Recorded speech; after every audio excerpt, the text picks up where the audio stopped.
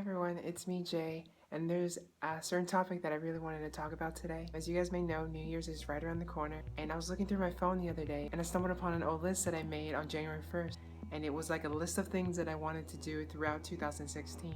And if you guys don't know, I didn't start my transition until like May of 2016, so I had no idea what I was going to get myself into that year, and it's completely crazy when I read over this list. And I really wanted to share it with you guys because I feel like it definitely made me very emotional, and it definitely can show how much progress can be made in just a single year and in 6 months and however long. So much stuff can be done as long as you put your mind to it. Here's my list, and here's kind of me just talking about everything. The first thing I have was find a doctor to start hormones, which I think is really funny because in January I was barely just moving out of my house, and I didn't even know if I would be able to afford a doctor or find a doctor in the place that I was moving. I was just kind of hoping that I would, but by May I had talked to doctors and I had figured out things, and so I was able to start my hormones in May.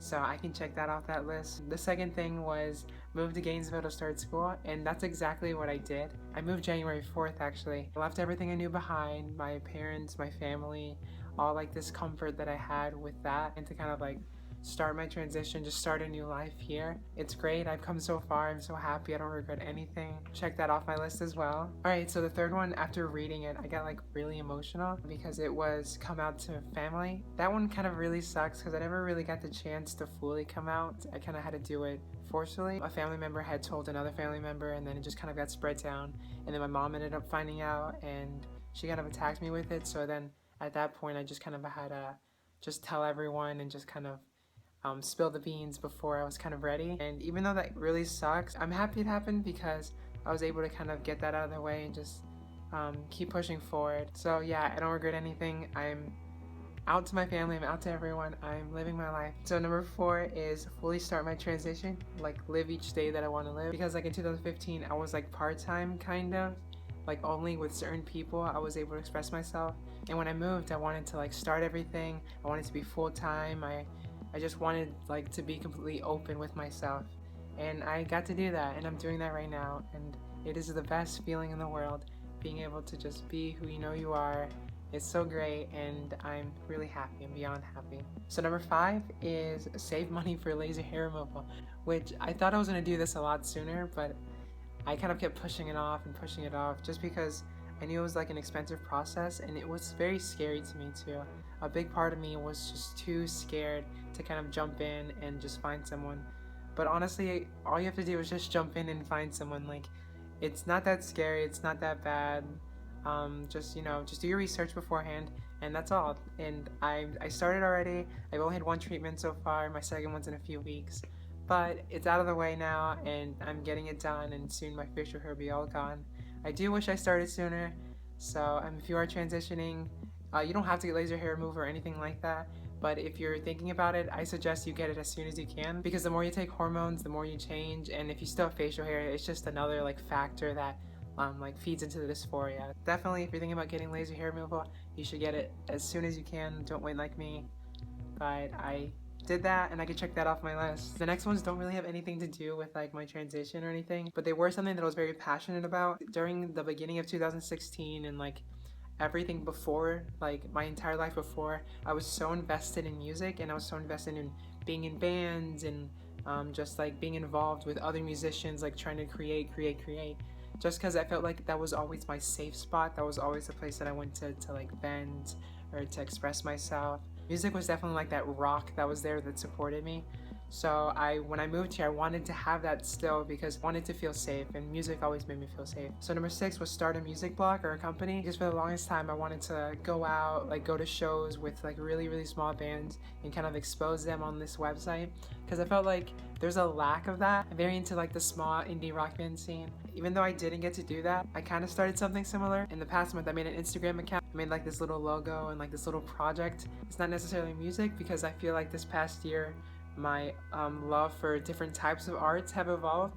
So I came up with like this neat idea, and I'll link down the Instagram below so you can kind of get an idea of what it is. It's definitely a thing that I know I've always wanted to do, and I'm glad that I started to do it. Even though I necessarily didn't make that music blog, I did make a blog that expresses my art, but I feel like I could still check that off the list, so I'm going to, and I did. Next one was number 8, and that's try and start a new band or even a solo band. I haven't really started a band here. I have made a lot of solo music.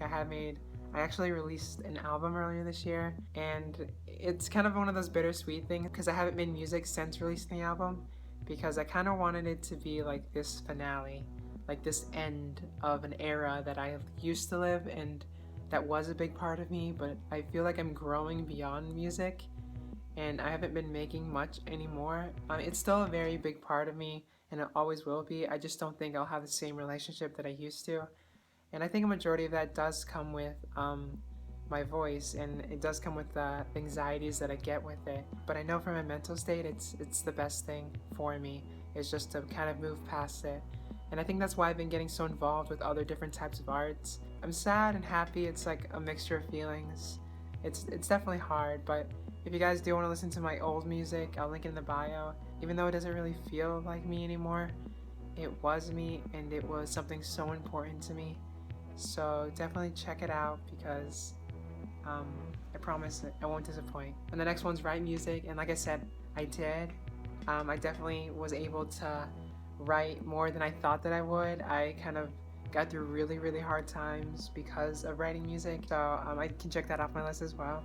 And number 10 is invest more time with guitar. I don't play guitar as much anymore, but when I do, I kind of like try to figure out new things that I necessarily wasn't good at before. Alright, and so the last thing was something that 2015 me really wanted, apparently.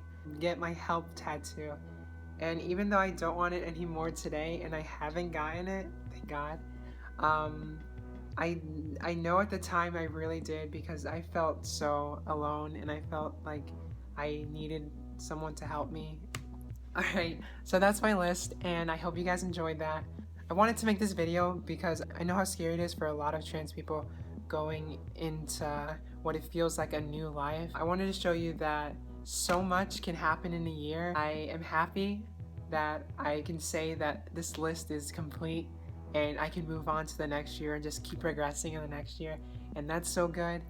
And anyone who hasn't transitioned or hasn't started transitioning, I want you guys to know that you have to be patient, because this year has been the longest year of my life, but it has been the most influential, it has been the most powerful, and it has been the most eye-opening year I have ever gone through. I am a different woman than I was 6 months ago, even a year ago. It's just amazing that I've come so far, and I'm glad that I'm able to be here and to share that with you. So if you're scared of transitioning, if you're scared that the process is going to take slow, it is going to be slow. Just know that you're going to hit that end point one day. So don't be afraid to be you. Just keep pursuing you. All these things were just something I subconsciously wanted, so I fought for it. And after looking back at it, it's just really eye-opening to see how much I've done this past year, because I have done so much. And I know other people have and will too. So just keep pursuing that, and don't be afraid, and just keep growing, because I know every single day that I am. Thank you guys for watching. I'm glad that I was able to make this video. I'll see you guys next Monday. Hope you enjoy. Bye.